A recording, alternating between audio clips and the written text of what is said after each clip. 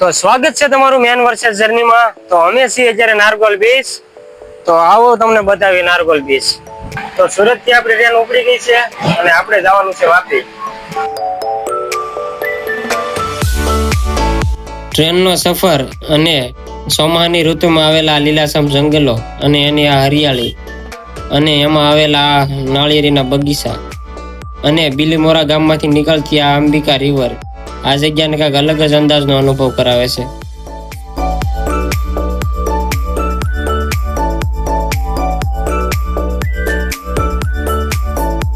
તો હું પહોંચી ગયો છું વાપી શહેરમાં. તો આ છે વાપીનું સ્ટેશન અને હવે આપણે જવાનું છે સાજન બાજુ. એટલે સાજનની ટ્રેન થોડીક વારમાં આવે છે. ટ્રેન મળી ગઈ છે એટલે હવે હું જાઉં છું સાજન બાજુ. તો આ છે સાજનનું સ્ટેશન અને હવે આપણે અહીંથી જવાનું છે નીચે. રિક્ષા બસ પકડવાની છે હવે.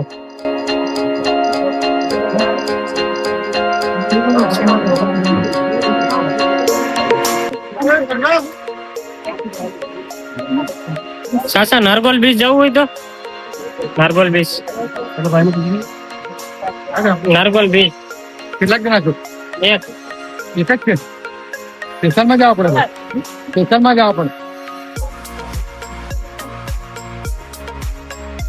नारगोल नारगोल नारगोल नारगोल कहाँ जाने का? बीच बीच पे डायरेक्ट पैसे जाना पड़ेगा. सिटी में उतारना. सिटी में ओ गाँव में. बीच पे जाओगे तो 250, सिटी में जाओगे तो 200. તો હું સાજનથી નારગોલની રિક્ષામાં બેસી ગયો છું.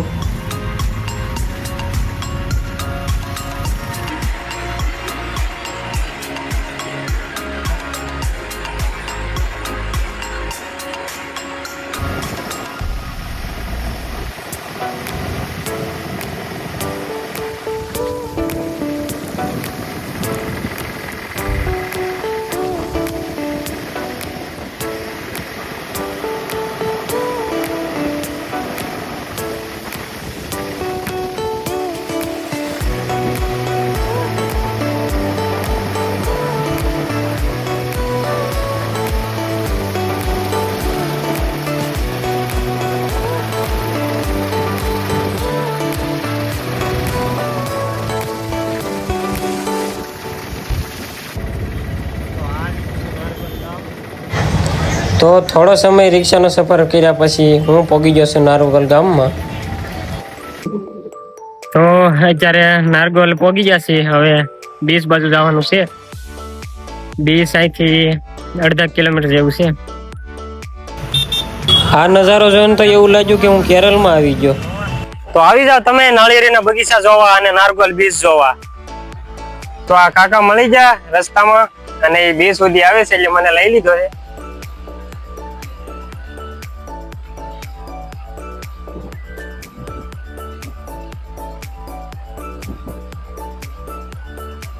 આ નિર્મલા માતાજી નો મંદિર છે, નો ગેટ છે.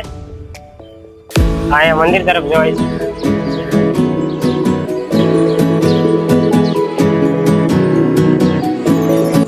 આ ક્રિકેટ ગ્રાઉન્ડ છે. આ બાજુમાં ક્રિકેટ ગ્રાઉન્ડ છે એટલે કોઈને રમવું હોય એટલે આવી જજો ક્રિકેટ ગ્રાઉન્ડમાં. સુરત થી આવી જાય એટલે થાકી ગયા. હવે ચા પાણી પી લઈ.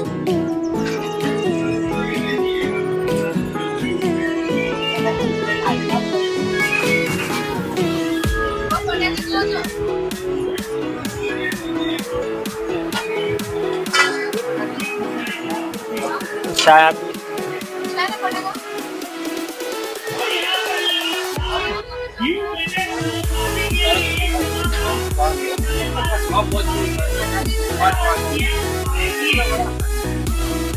કેટલા વાળી સાહેબ?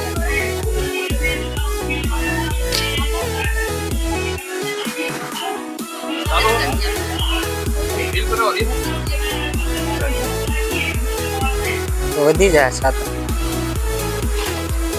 નાના કપ નથી? હલો, નાનો કપ નથી?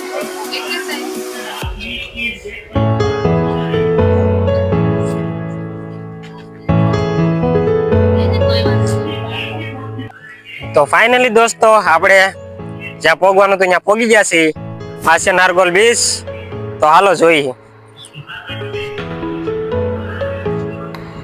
તો આ ચારે બાજુ ઝાડ તમે ખાલી જો, એકદમ જકાસ વ્યૂઝ. અને ટાઢો ટાઢો પવન આવે છે, જો પાછળ જો.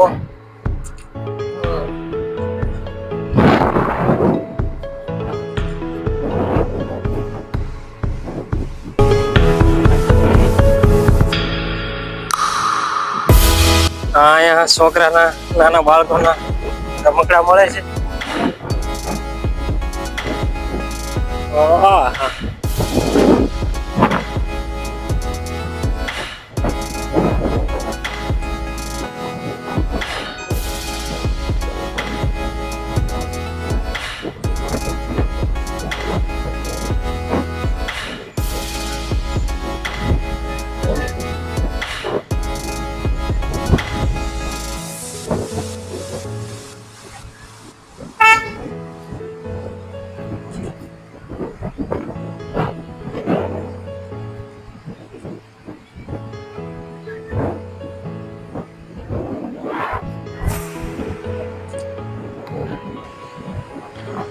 તો દરિયો અત્યારે આખો ભરેલો છે.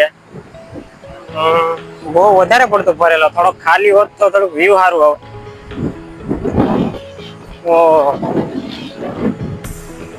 Foreign vibe, foreign vibe. આ જો આ નગરો અહીંયા કચરો જ ભેગો કરી દીધો.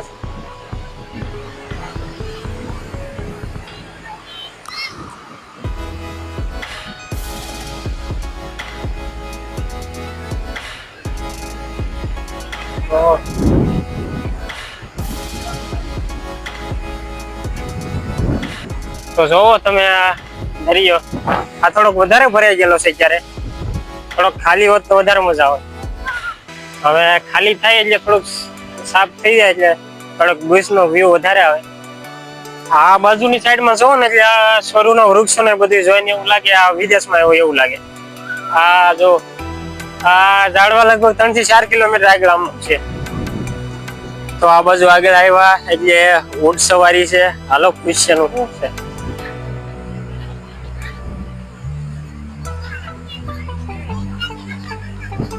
શું છે ભાઈ બંધ સવારીનું? એકના 50 ને બે હોય તો કેટલો રાઉન્ડ આવે? 200 મીટર. તો કેવું લાગ્યું તમને લોકેશન? કોમેન્ટ કરી દેજો.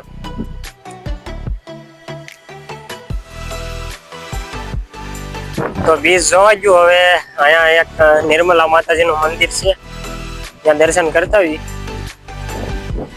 આ ચારે બાજુ ઝાડ ને પણ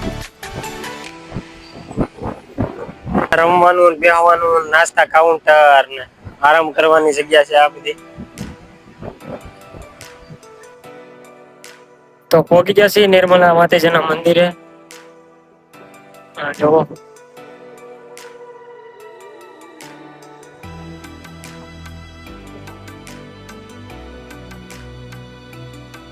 આ છે માતાજી નિર્મલા દેવી.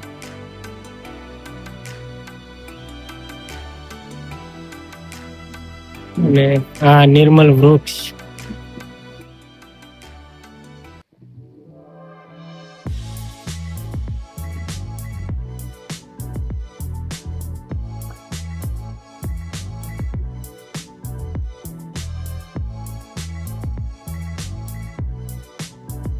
ફોટો અંદર તો નહીં બતાવ્યો પણ માતાજીનો ફોટો છે.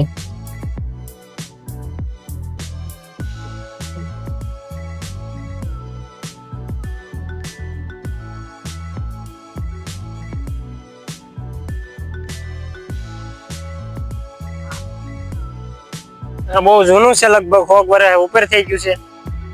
આ 1910 માં બનાવવામાં આવ્યું હતું. તો આ મંદિરેથી હવે આપણે જાય છીએ બીચ બાજુ, ત્યાં કડીક રહી પછી જઈએ ઓલી બાજુ.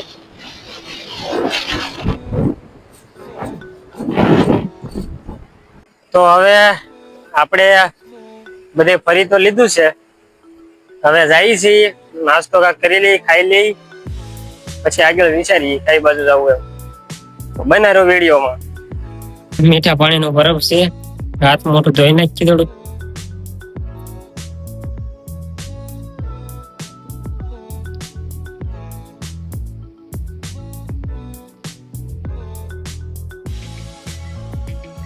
આ સરુના ઝાડના લીલા જંગલ જોઈને તો એમ લાગે આયા બેસી રહીએ. તો નાસ્તા સેન્ટરે આવી ગયા છે અને નાસ્તામાં વડાપાવ છે અને કાંઈક કટલેસ જેવું છે, બીજું કઈ છે નહીં અત્યારે. તો હવે એમાં કાઢવું પડશે. નાસ્તામાં વડાપાવ છે, બીજું તો કઈ છે નહીં, ખાલી મેગી છે પણ એમાં થોડોક ટાઈમ લાગે એવું છે, એટલે વડાપાવમાં જ ગોઠવવું જોઈએ એવું લાગે છે. નાસ્તો કરી લીધો, વડાપાવ ખાઈ લીધા અને સારા હતા વડાપાવ. અને હવે અહીંયા ક્રિકેટ રમાય છે તો જોઈએ કેવી છે.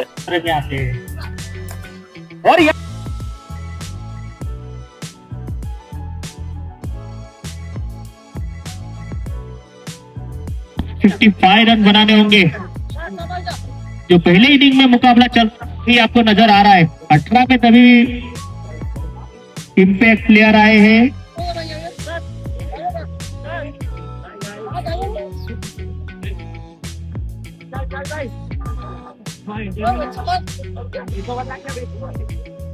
आउट और गौतम इम्पैक्ट प्लेयर।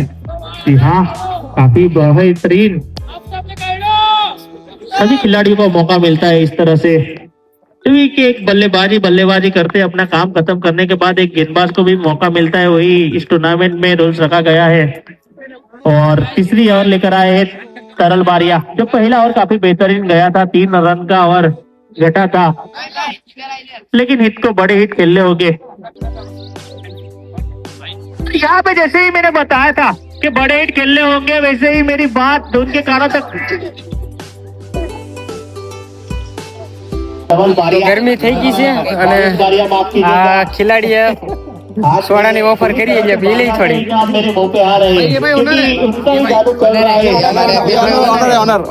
અરે યાર કુછ બોલો ઓનર.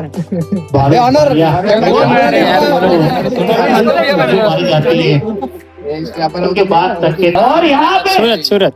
जी हाँ, भावेश बारिया का स्वागत किया है धवल बारिया ने। इसी टीम का नाम क्या नाम है टीम का?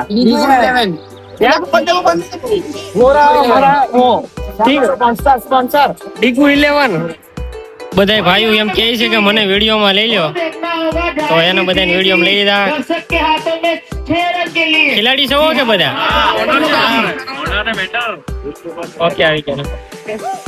નારગોલનો એક પાર્ટ આપણે અહીંયા પૂરો કરી છીએ અને બીજો પાર્ટમાં હવે મહત્વનું એ છે કે એમાં એક તો મેંગ્રુવના ઝાડ, નાળિયેરના બગીચા, ખાડી, ગુજરાતનું સહેલું ગામ, પછી માછીમારોના ઘર, એની બોટો અને ઘણી બીજી વસ્તુ છે. તો એ વિડીયો જોવા માટે અમારી પ્રોફાઇલને ફોલો અને સબસ્ક્રાઈબ કરવાનું ન ભૂલતા, એટલે જેથી અમારો વિડીયો તમારી સુધી પહોંચી જાય.